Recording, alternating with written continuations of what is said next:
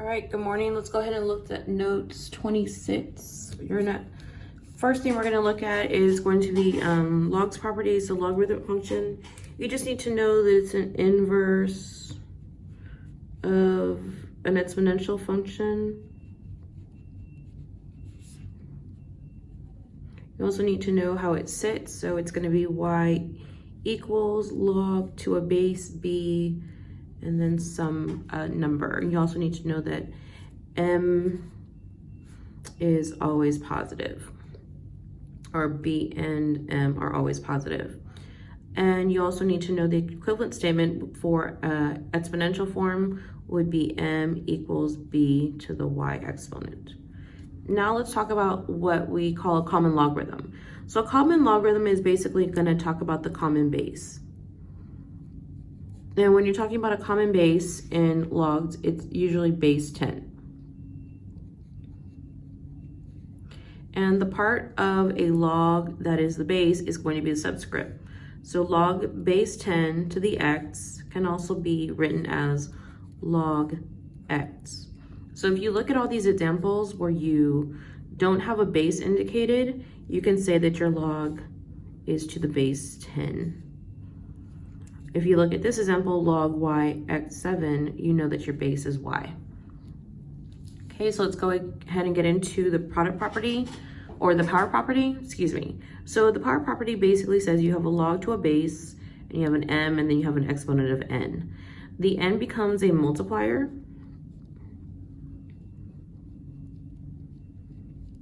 And this is an example of expanded versus condensed form. Now the power property is very specific, and it says that all parts, so base and m have to be positive numbers. And also your base cannot equal 1. So let's look at this as a brief example. So let's say I have log base q 8 raised to the x exponent. This right here is my multiplier, and you're gonna move it out in front. So it's gonna be x, and then you're just gonna rewrite what's left of your log. So it's gonna be log q 8, and that's it. So in this example right here, it's been the logarithm, assume all expressions exist and are well defined. So for this one, you're going to take log y x exponent of 7, bring the exponent out in front as a multiplier, 7 times log y x. Product properties, you need to know that b is your base, m is a factor, and n is a factor, and you're saying that these are all positive numbers. So again, m and n are factors. And remember that factors are multiplied together because the word product means to multiply. So I'll show you a brief example. Say I had log 6x and my base was 2. So to expand this, I would say I have log 2, log 2. My operation to expand it's going to be positive. These are two factors, 6 and x, so it's going to be log 2, 6, and then log 2x. So in this expand condensed example, it says rewrite the logarithmic expression as a single logarithm with the same base. I know this has the same base because, again, it was a base 10 for each of these. So I know I'm going to have log 10. It's not necessarily put the log. And I know the operation is positive. So these numbers are all factors. So then I can bring them all together by multiplying them. So I have log base 10. 3 times 9 times 6 is equal to log 10 of 162, which is the same thing as log 162. Okay, for the quotient property, log b m minus log b n equals log b m over n. So you know that this is the base, this is the numerator, this is going to be the denominator. And you're saying that b, m, and n are greater than 0, so they're all positive, and that b cannot equal 1. So that's saying that your base cannot equal 1. An example of this would be log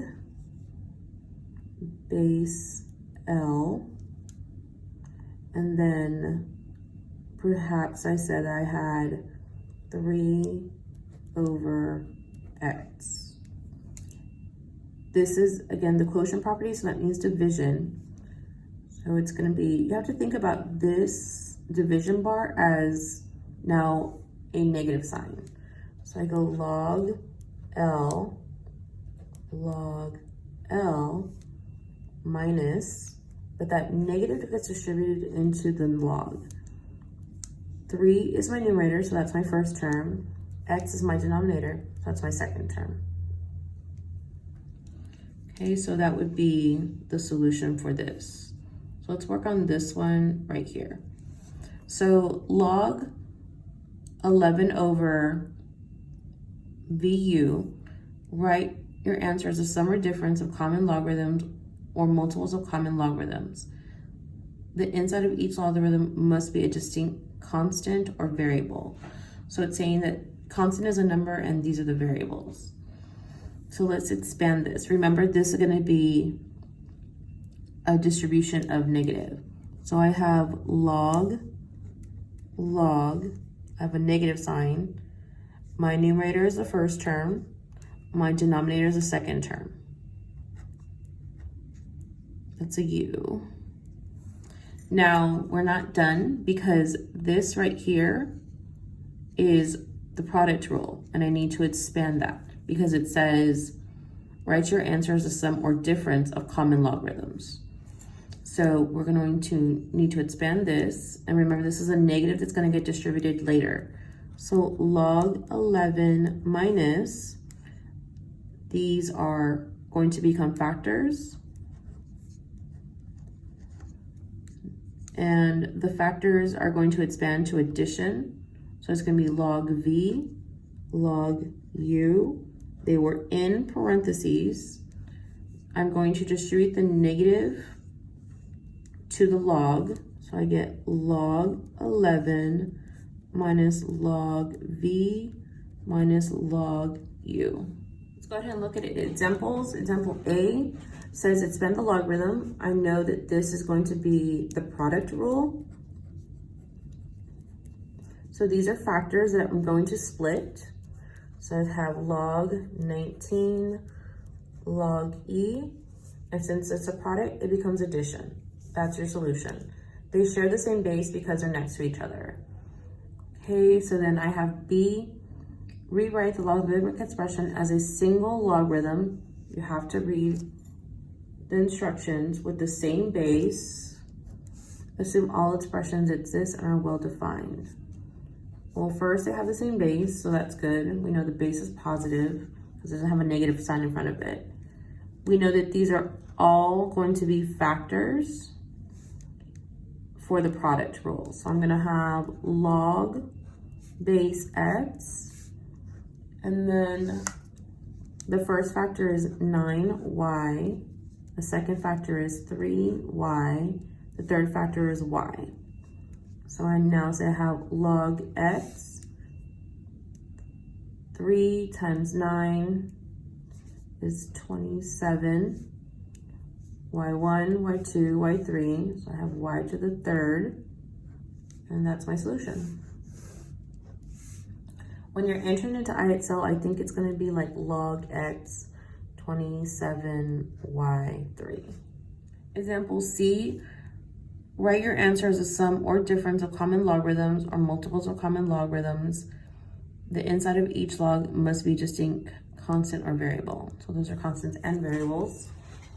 Okay, so remember this is going to be a negative sign like distribution.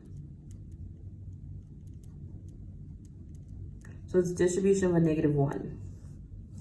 So this becomes my first term, log W minus, the denominator is my second term, log 3V. This needs to be expanded to product rule. So I have log W minus log 3 plus log V. I'm going to distribute my negative now. Log W minus log 3 minus log V. That's your solution. Rewrite the logarithmic expression as a single log with the same base, simplify any fractions. So this right here is going to be the denominator.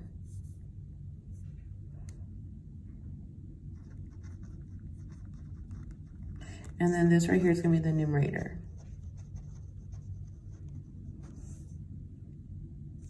I think this is supposed to be a 1 when I wrote it.